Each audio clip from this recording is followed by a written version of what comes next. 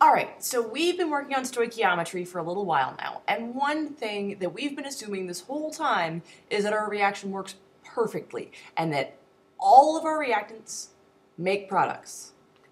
So, what we're actually going to find out happens in real life, this isn't always the case. Usually your reaction will not make all of the products you think it will. And there's a lot of reasons for this. You could have competing reactions, you could have some of your reactants decomposing, you could just have stuff stick to your container. But what's important about this is when it doesn't go perfectly, we need to know how much we actually made. And we're going to compare that to how much we should have made. So the first one we've got to worry about is our theoretical yield.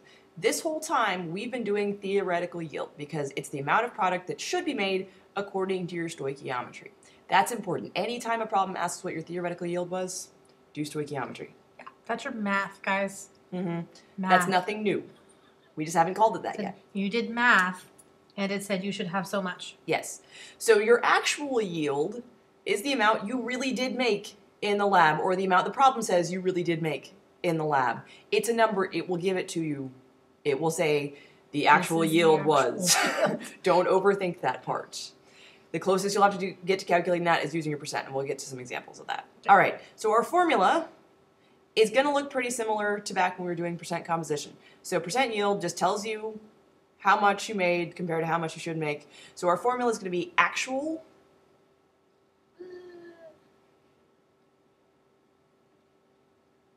over theoretical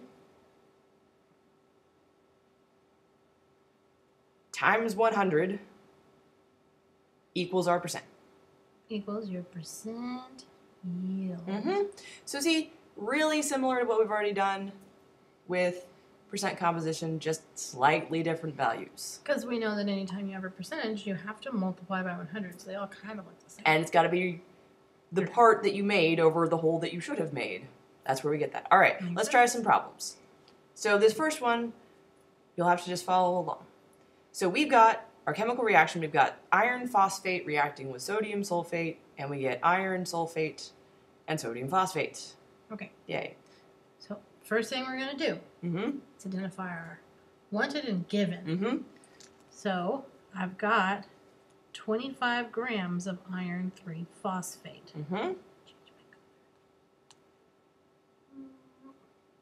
And that is my given. Right. And then what we want to know is what?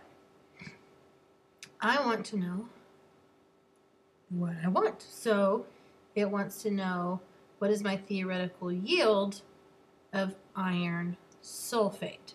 And what did we just get done saying? What is theoretical yield telling us we need to do? Theoretical says do the math. Do the math. So do your stoichiometry. So we're going to set up our tracks. Okay. So when we're doing our stoichiometry, what do we always put first after we know what we were given and what we want? We always put our given first. So we're going to set up our tracks. And I'm not going to put lines in until I get this in. 25 grams. And let's see, iron phosphate. Let's see, if we look at all the ones that have iron, this one is going to be iron phosphate. So FePO4 okay. grams. Okay, line. All right, so if we've got grams of iron phosphate on top, where else do we need grams of iron phosphate? Okay, so it's going to have to be grams of iron phosphate on the bottom. And I want to change grams to moles. Moles, right? so we're going to use our... So we always change to moles to be able to do anything with it. So we're going to have to use our, what do we call that? Molar mass. Molar mass. Because 1 mole is always equal to the molar mass. Right, so we're going to add up our iron, which should be 55.85, plus phosphorus, which is 30. Oh, right there. This is up here. 30.97.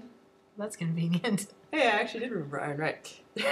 30.97 plus how many oxygens? 4. 4 times 16. So our molar mass is going to be 150.82. Okay? Okay. Lime. So now we've gotten ourselves 2 moles of iron phosphate. How do we change from iron phosphate to iron sulfate? What are we going to use? So anytime I'm going from one substance to another substance, I have to use my molar ratio. Your mole ratio. So let's do our mole ratio, which comes from our coefficients, in my balanced equation. So I need moles of iron sulfate on top, which is going to be this one. Fe2. Doesn't even look like a 2. Anyways, get the idea. So 4, 3. Okay. I'm going to run out of space because that's what I want. So it goes on top. And my moles of FePO4 go on the bottom because it's what I'm coming from. Okay, and then what's our coefficient for iron sulfate? Well, there's nothing there, so it must be a 1. Just like X. All right, and so then iron phosphate is going to have a 2. Okay. All right, and so we're going to need one more set of tracks, which we're going to have to put below. It's always very important to make sure you've got enough space. All right, so then our last set of tracks, we're in moles of iron sulfate. What do we want? We want grams of iron sulfate. So what are we going to use? The molar mass again. Molar mass again. So we're going to do 55 point... Oops. Just kidding. 55.85 plus 2 sulfurs plus... How many oxygens do we have in that? 12. 12. Oh, we actually have 3 sulfurs. Yeah, sorry. 3 sulfurs, 12 oxygens. Watch out for your subscripts. Remember, anything outside of your parentheses gets distributed in and multiplied. 344.03 for our molar mass. 344. I'm just going to put 344. There we go. All right, so we're going to multiply everything on top. So we have 25 times 344 divided by... We've got 2 numbers on the bottom. Oh, no. Make sure you use parentheses. If you don't use parentheses, you're going to multiply by 2 at the end. So 150.82 times 2. And so our theoretical yield, so what stoichiometry says we should make, is 28.51 grams. Of iron sulfate. That is important, guys, because if you don't identify what you have at the end, we don't know. All right, so now that's our theoretical yield. The next question tells us if the actual yield is 18.5 grams, what's the percent yield? What was our formula for percent yield? Actual over theoretical times 100. All right, so it gives us our actual. It's just whatever it says in the problem, over our theoretical, which was what we just found, which is 28.51 grams. Times 100. All right, and so if we do our 18.5 divided by 28.51, we get 64.9%. So, not a very good turnout. Well, it depends on your reaction. There are some reactions where getting 60% yield is pretty good. There are some reactions where getting 10% yield is good.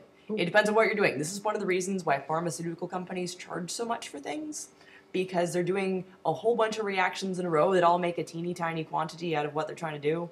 And so if you're trying to do 5 reactions in a row, they'll give you 10% yield. You end up losing a lot. So it costs them a lot of money. It costs them a lot of money. All right. Applications of chemistry to the real world. All right, let's try. So this is actually the second part, because this is a slightly different way to do the math that throws people off sometimes. So here, it tells us our theoretical yield is 11.5 grams. Okay, so I know my theoretical, and if my formula is actual over theoretical, then this one goes on the bottom. Right. Then it asks how many grams of product will I get, so that's my theoretical that my actual that I'm looking for. So that we can just put in as X. And so all that's going to equal my percent yield, which is 65. Okay, so this is just like any other algebra. We're going to reverse everything that's going on. So we're currently multiplying by 100, so we need to divide by 100. So divide by 100. So that gives me x over 11.5 equals 0.65. And then I need to get x by itself. So if I'm dividing by 11.5, I need to multiply by 11.5. And what I do to one side, I do to the other. So we do 65, sorry, 0.65 times 11.5. X equals. So our actual yield should be 7.48 grams. It's going to leave a square here, but it's fine. He can put our box there. All right. So that's all you have to do. If it gives you a percent, it gives you a theoretical. Plug it in the equation, do some algebra. It'll be okay. All right. Now is when you need to pause and try your guided practice on your own. That's a really big number. It was 7.48. I was going to say. Because you can't make more than you were supposed to make. That's what I was like, that doesn't look right. That's a problem. All right. So now we can pause and try the guided practice on our own. Come back and join us either when you're done or when you get stuck. Yay.